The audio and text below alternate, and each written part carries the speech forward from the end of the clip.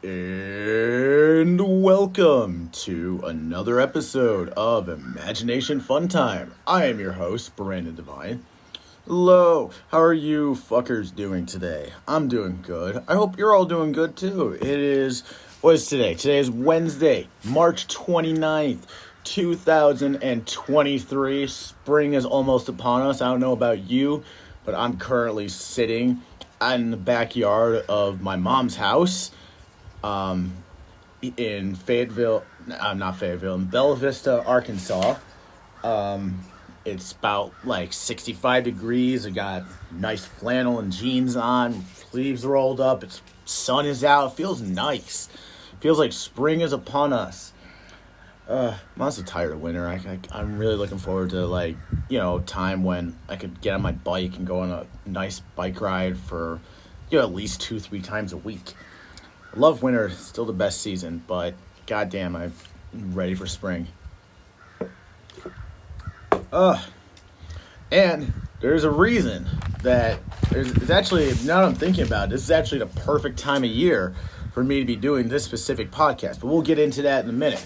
All right, first off, let us get into the news. Not the world news, not the Twitter news, but we're going to get into the entertainment news that we find on the wonderfully amazing site IMDb.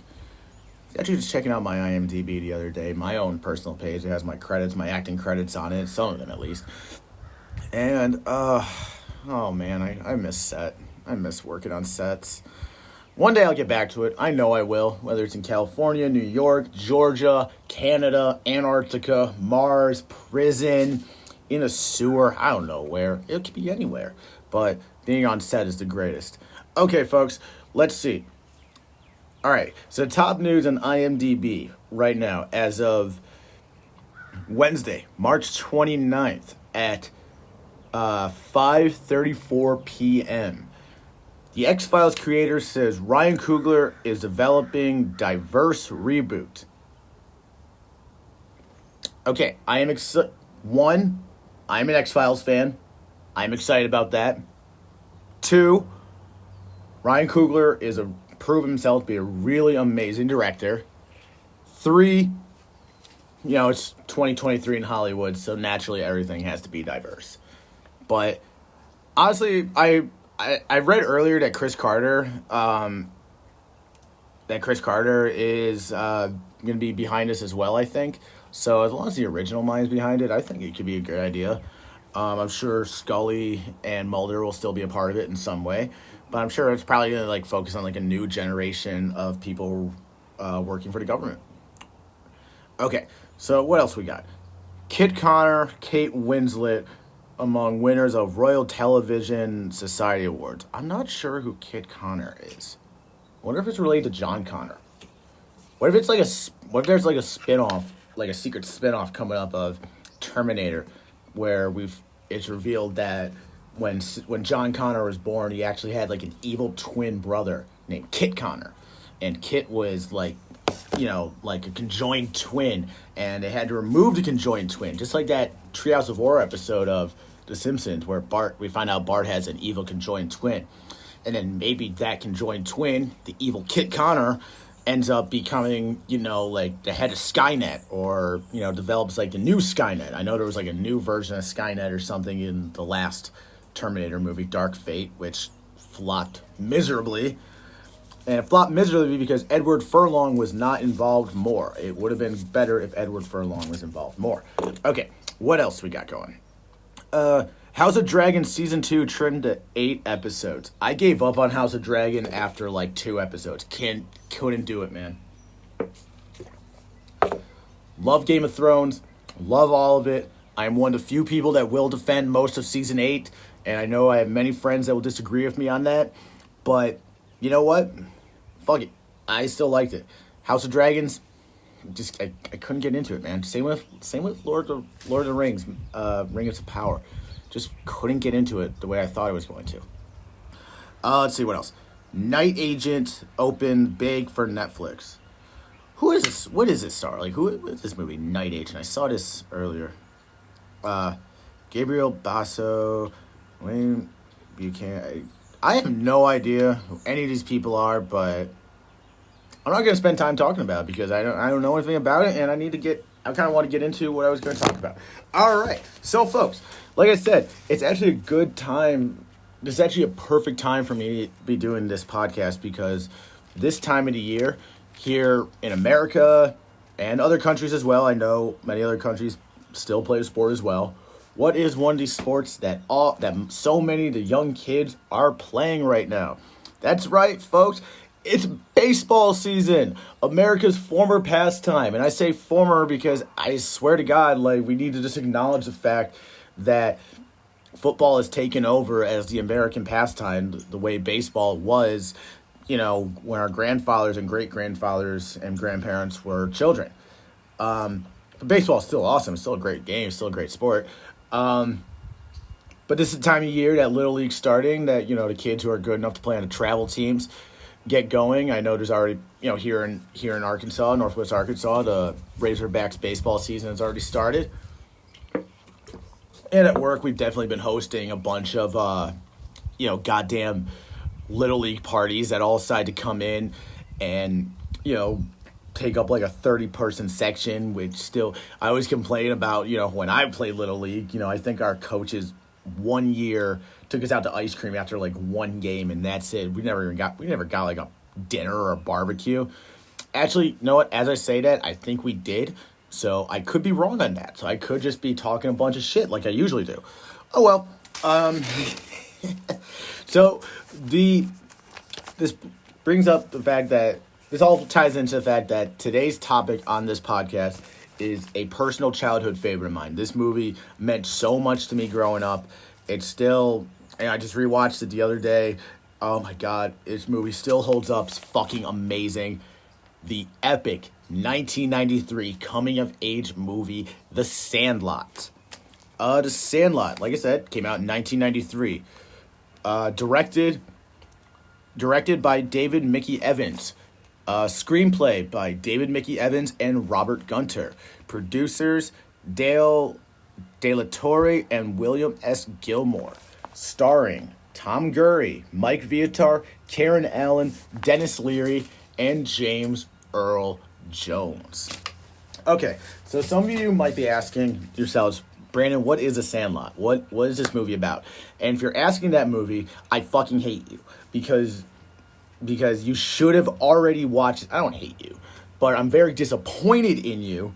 I'm very disappointed in you if you're asking that question, because if you have not watched The Sandlot, you did not have a childhood in the 1990s, which is very possible because you might have been a grown adult already by 1993. So who am I to judge? I'm not one to judge. Yes, I am. But The Sandlot is a coming of age film about a group of middle school age boys playing baseball in the summer of 1962. The movie is set in the San Fernando Valley, which, for those of you who don't know, the San Fernando Valley is the big suburban side of Los Angeles, just north of Los Angeles and Hollywood.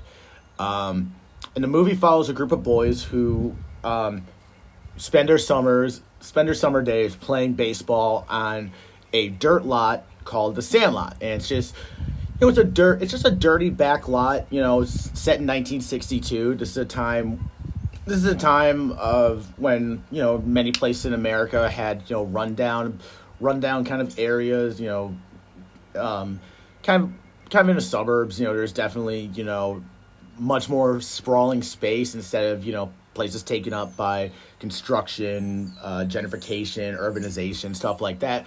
So there are a lot more like fields, open, empty lots, vacant lots, stuff like that. So the Sandlot is just a big makeshift baseball field that the kids play in. And the main protagonist of the movie is a kid by the name of Scotty Smalls.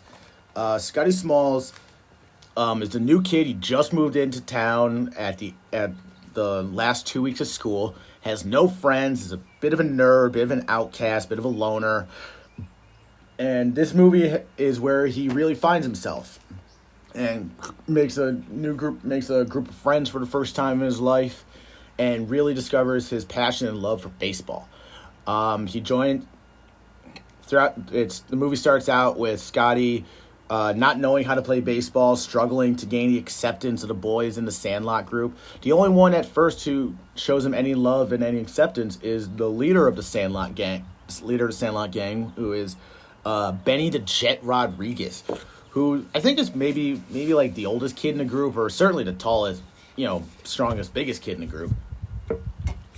And it's just like the best baseball player in town, just like hands down the best kid baseball player in the valley. And the kids go through all sorts of adventures. Scotty finally learns how to play baseball mainly through Benny teaching him and just teaching him to have confidence in himself. Scotty, beginning of the movie, had very, very little confidence in himself, just like a lot of kids. It's, again, one of the reasons I definitely related to the movie. Growing up is the entire kind of Scotty Smalls being a bit of an outsider, a bit of an outcast. And it's really just fun. It's really interesting. Just watching him grow throughout the course of the movie. And the boys just have all sorts of different adventures throughout the, it's, like I said, it's a coming of age movie. It's mainly set around them playing baseball, but it also just has the boys being boys having fun adventures. There's the camp out in a treehouse. There's the epic fucking pool scene where Squints fucking steals a kiss from Wendy Peppercorn. That scene still holds up and is just proof. One, don't do it. Boys, in real life, don't do that. It's not the best way to get the attention of the girl. Faking that you're drowning so that way she'll give you CPR and you can start making out with her. Usually I'm pretty sure that's not going to work, but in this movie, goddamn did it work. It is so fucking funny, so hilarious. A bit creepy, but also like that. It's a weird kind of childhood innocence kind of thing. It's still technically wrong, but it is like, I would totally give Squints a fucking high five for that. And the boys go through all sorts. They one great scene is the boys get challenged by the rich group of baseball kids, the preppy baseball kids who all like play on like an official league field and have great uniforms, and a couple of them have leather jackets, like a bunch of tools. And they challenge the street urchin Sandlot kids to a game, thinking they're gonna whoop their ass, and the Sandlot kids just fucking annihilate them. And throughout the movie, one of the recurring themes that turns into the big climax of the movie, is the urban legend that on the other side of the fence from the Sandlot is a creature known as the Beast. And the Beast is a perfect example of childhood urban legend, where the story is told that this giant monster dog lives as seemingly like immortal almost. Lives on the other side of this fence and just feeds off, anytime a kid has hit a baseball over the fence, it's never seen again. And the whole story of like Mr. Myrtle like feeding children to the dog, and Mr. Myrtle being this crazy evil old man, and the dog just being this like 3,000-pound giant beast of a monster, and all this stuff. And the climax of the movie, the big climax of the movie comes about when one day the boys, Benny hits a ball, knocks the ball completely out of its shell, and they don't have another baseball. So what Scotty Smalls does is he goes back to his house and takes his stepdad's prized Babe Ruth autographed baseball that his stepdad got autographed by Babe Ruth personally when he was a kid at a game. And he takes it to the fucking Sandlot and they actually play with it. The rest of the boys have no idea that Babe Ruth signed his ball. Scotty dings the ball, hits a fucking gnarly home run, but lands the Babe Ruth signed ball into the yard of the Beast. And the big climax portion of the movie is the boys going through like an epic adventure of all sorts of different scenarios, trying to get the ball back instead of, just being smart and just going over there and, knocking on the door and being like, hey, mister, can I have, mister, my baseball got knocked over your fence. Can I have it back, please? Also, don't feed me to your dog. I really, really don't want to get fed to your dog. Please don't feed me to your dog, sir, please. So, like, the boys go through all sorts of different scenarios. They're building, just all sorts of different homemade, weird objects to try and, grab the ball from beyond the fence. And, they're sending, some sort of weird robot kind of thing made out of... I should have looked this up. I can't remember what it's called, but it's, this weird, building material stuff that Scotty... In the beginning of the movie, Scotty has his room set up with all this weird metal building kind of things, and they go through all sorts of crazy scenarios trying to get the ball back. And finally, after everything fails, Benny the Jet Rodriguez has a epiphany dream one night where the ghost of Babe Ruth just walks out of his closet, which, in retrospect, kind of creepy. Kind of a creepy scene, but, it is what it is. Hey, it was the 60s. It was a different time, man. But Babe Ruth comes out of Benny's closet and just tells him, you can't be scared. If you really want that ball back, you just got to be a man, hop over the fence, and just get it. So Benny shows up the next day with all the gang, hops the fence, gets the ball, and the Beast ends up hopping back over the fence with Benny and chasing him throughout the valley. Benny just goes on his epic 10-mile run just throughout the valley with the Beast chasing him. It's so fucking awesome. And then it ends with the Beast and Benny running back to the Sandlot, them jumping the fence again. But then the fence, when they jump the fence actually comes down and falls onto the Beast and is crushing the poor dog. And you can tell this dog is struggling and is in pain. And the Sandlot boys all work together to lift the fence and free the Beast. And then they realize, oh, the Beast isn't a big, scary dog. He's a big, friendly dog. He's literally just a big, fucking happy dog. And they find that the Beast had actually been, storing and collecting all the baseballs over the years that the various boys over the years had hit over the fence. So now the Sandlot gang has this, great collection of baseballs to play with whenever they need. And then it ends with the boys, with Scotty and Benny going and talking to Mr. Myrtle and saying, hey, Mr. Myrtle, we kind of ruined your fence and brought your dog back. And then they're able to dispel, the whole, urban legend rumor that Mr. Myrtle is some evil, crazy man. No, he's not. He's a middle-aged blind man who you come to find out was a friend and baseball rival of Babe Ruth back in the 30s, in the 20s. And find out Mr. Myrtle gives Scotty a new baseball signed by the entire 1927 lineup of the Yankees, which is collectively known as Murderers Row. And gives him this ball and says, here, I'll trade you this and we'll call it even as long as you boys come and talk to me about baseball. And, the boys are able to dispel the whole rumor. And then the epilogue showing, the various boys telling what happened to the various boys growing up. Some go on to just have normal careers. Squints goes on to marry Wendy Peppercorn, the lifeguard that he made out with. One of my favorite things is that it says that one of the kids, it just says that he got really into the 60s and no one ever saw him again. Which is just so kind of depressing, but also kind of fucking hilarious. It's just you can't have a movie about kids in the 60s without mentioning that one of them got super fucking into drugs and being a hippie and just disappeared into the great beyond. And then it ends with we learn that Benny the Jet Rodriguez goes on to be a professional Major League Baseball player, I believe, for the Los Angeles Dodgers.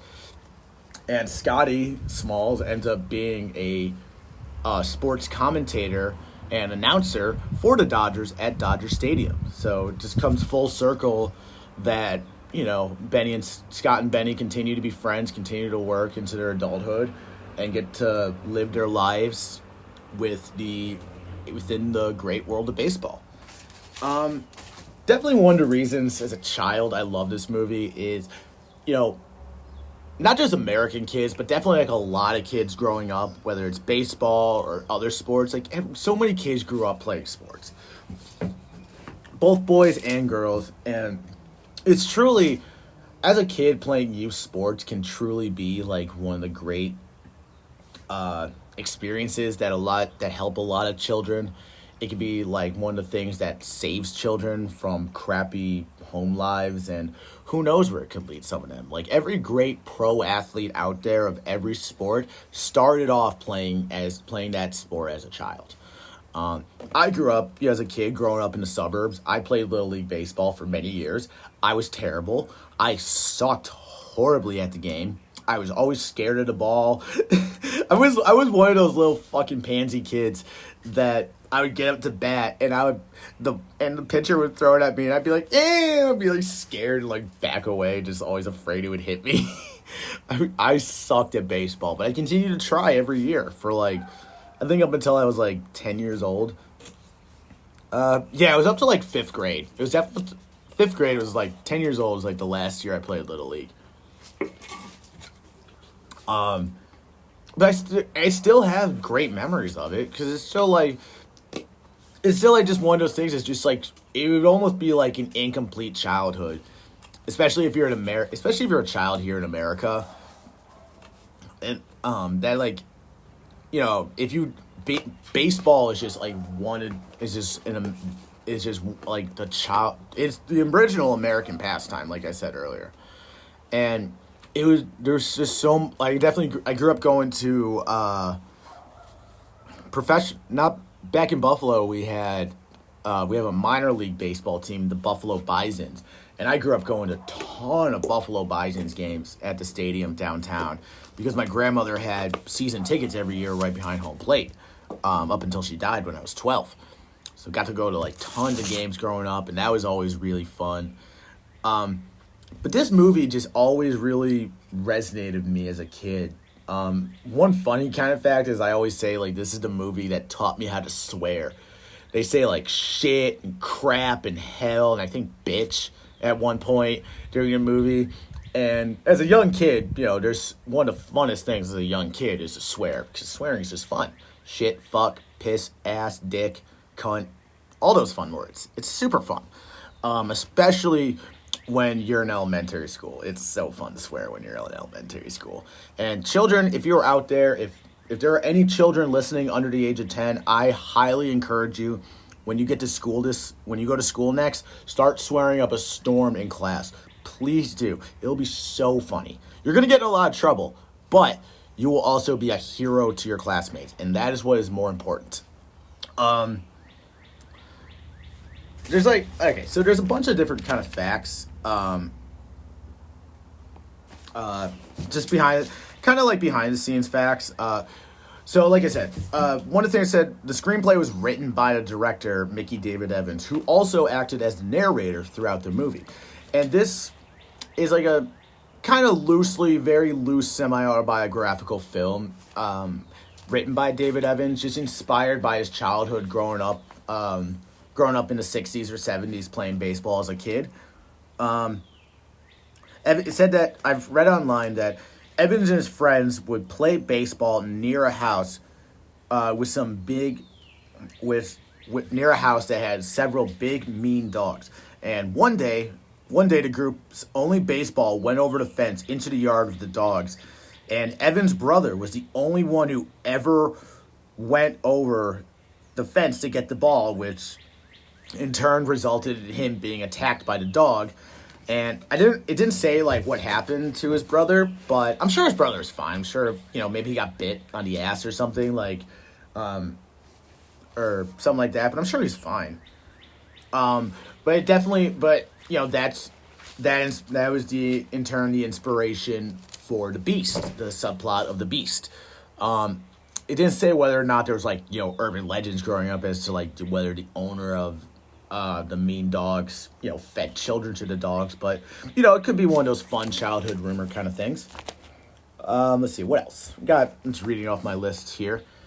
I should note that one of the things that, in honor of this podcast of being about baseball, that not just outside in the nice weather, rocking a Yankees cap right now as a native New Yorker from Buffalo, not from New York City, but as a native New Yorker, always have supported the Yankees, and always thankful that my father took me to one Yankee. I only got to go to one Yankees game when I was a kid, but he took me to one at the old Yankee Stadium.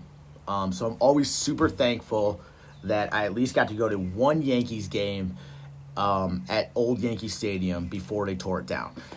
The game I went to, they played the White Sox and the Yankees lost. But still, it's a fun memory, and I still look back on it fondly because it was super awesome. Let's see, what else? So another thing kind of inspired by childhood stories of Evans is the pool and lifeguard scene. It says, I read online that Evans had a crush on a local lifeguard named Bunny. I've heard of women with the name Bunny, and how does one decide hey, you know what, my name's gonna be Bunny? It's just a funny name. Evans did not pull off the CPR stunts like Quint, but the scene came out.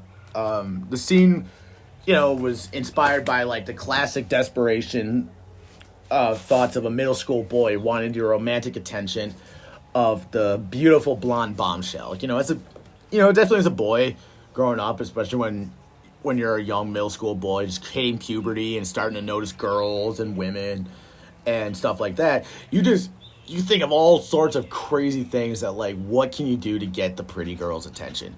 And honestly, Squints did it right.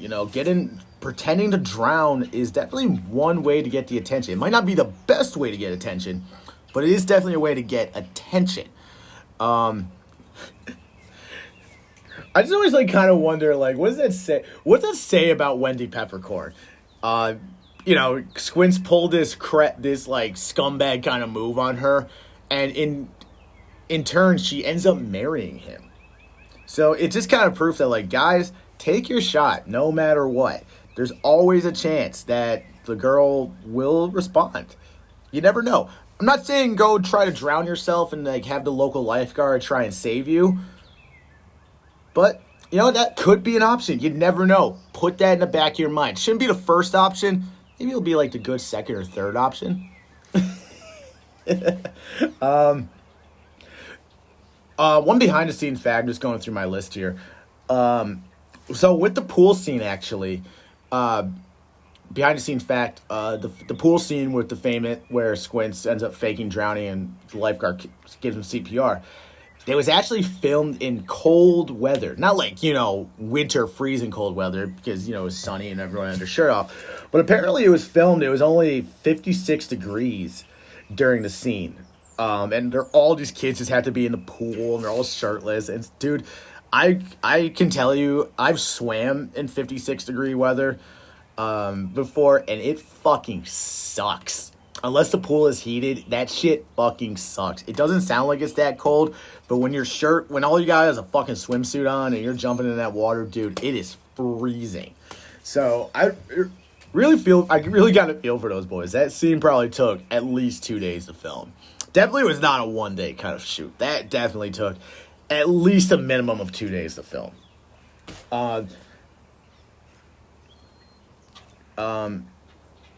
During the scene,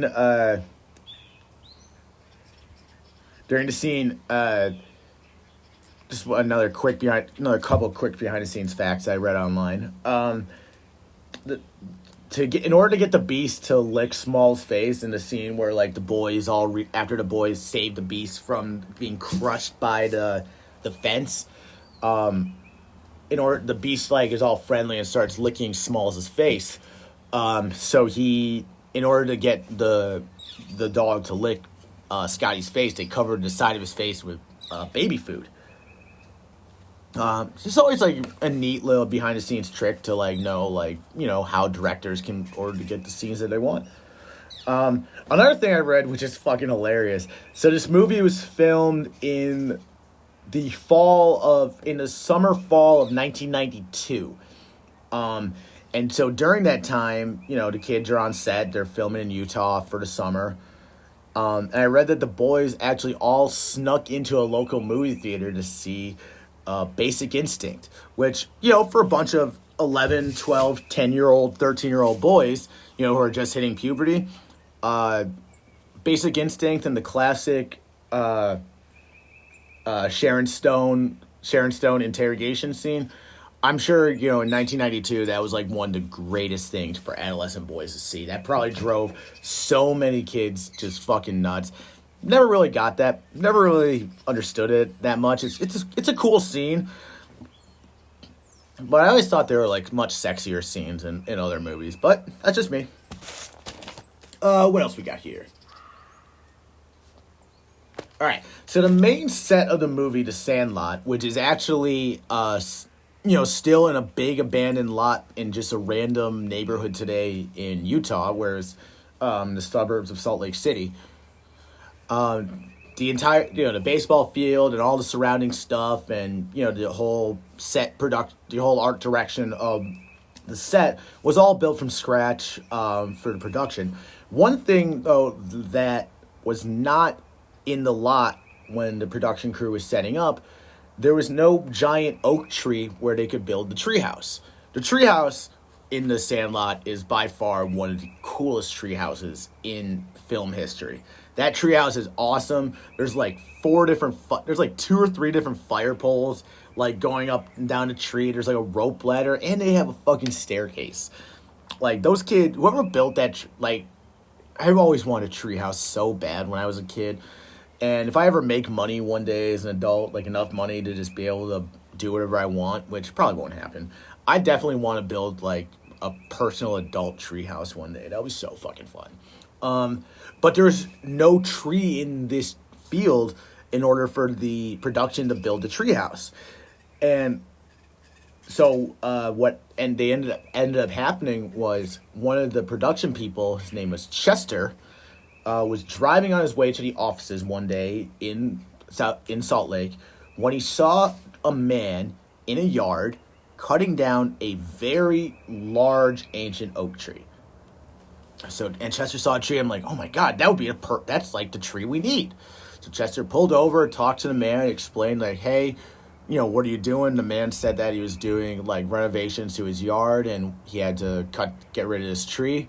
And Chester made a deal with the man saying like, hey, I'll take this tree off your hands. We need it for a movie. And the man was like, sure, why not? Handing out trees. So the production's able to haul the tree from this man's house to the set, which it's a fucking huge ass tree. This tree is massive. It's a full grown oak tree. Probably 50 feet tall at least. So in order for the crew to be able to move the tree from the man's house to the Sandlot, required telephone and power lines need to be taken down briefly, temporarily, in order for the tree to be able to move on trucks. So that must have been a pretty penny that the production had to spend with the city. So then, they managed to get the tree to the Sandlot, and they brought in construction equipment to dig a large hole, and they literally replanted this tree in the lot and built the treehouse, built the Sandlot treehouse around it. I'm not sure if the tree is still there today. The treehouse is definitely not still there today, and neither is like the baseball field or anything else except just the empty lot.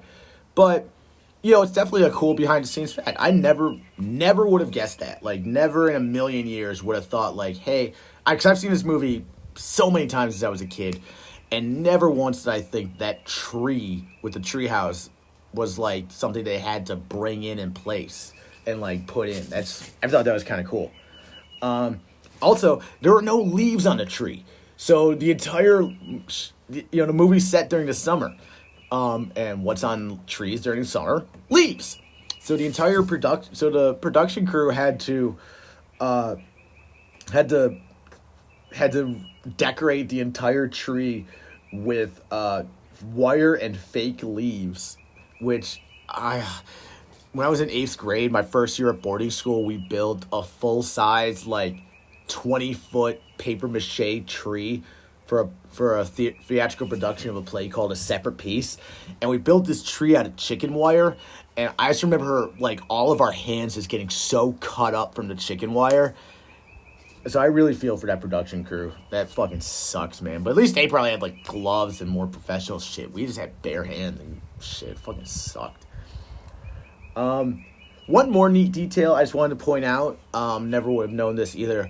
One of the kids within the group of the Sandlot, his name is Kenny. Kenny is the main pitcher for the group. Kenny is also an African American child. And throughout the movie, he's wearing a hat that says KC on it.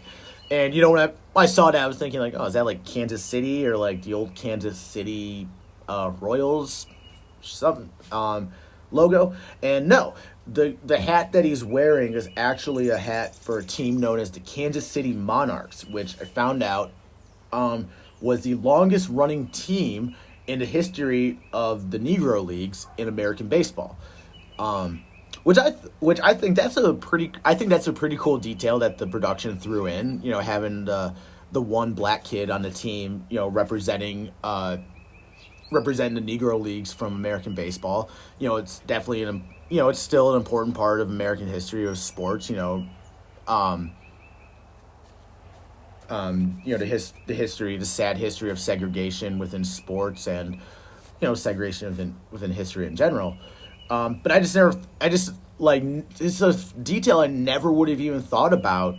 Again, watch this movie a million times. Never would have thought that kind of a detail.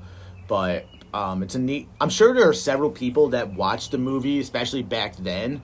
Older people that watched the movie and saw the hat on Kenny's head and knew which team that was, and probably thought that was a really neat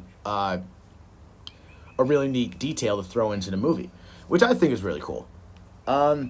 So that's really it. That's all I really have to say. Honestly, I'm really glad I rewatched this movie again. I haven't watched it in several years. The Sandlot is just such a special movie. To me, for especially, one of my favorite movies from childhood. It was just just brings back such nostalgic, fun childhood memories of just what did you do with your friends during summer? Most of us, I grew up in a suburb, so riding my bike around with my friends, playing sports with my friends. We played a lot of basketball in each other's driveways. We definitely went and played baseball a couple times at the local Little League field. Sometimes we would play football, all sorts of fun stuff. And just the wacky kind of adventures that you get into when you're a childhood, the urban legends that you tell as a child. Every kid tells crazy urban legends, and you hear all sorts of crazy myths and stuff in school. I remember one myth from my town was we thought there was this building in the middle of our town that was always rumored to be a secret FBI building, because no one ever saw there's always people going in and out, but there's never business signs or anything. It was just a random building with a parking lot. And you never know. We never find out what it was, but it was always just one of those crazy childhood rumor things that you had heard in school. And it's, same for most towns and most cities. There's all sorts of local myths, legends, like the Beast and Mr. Myrtle and all sorts of stuff. So I hope you enjoyed this podcast. I hope you enjoyed this episode. If you haven't watched The Sandlot in a while, I highly recommend going and watching it. It's a great movie. And that's all I got for you today. Thank you for tuning in. I hope you had a great time, and I will see you next episode. Goodbye, folks.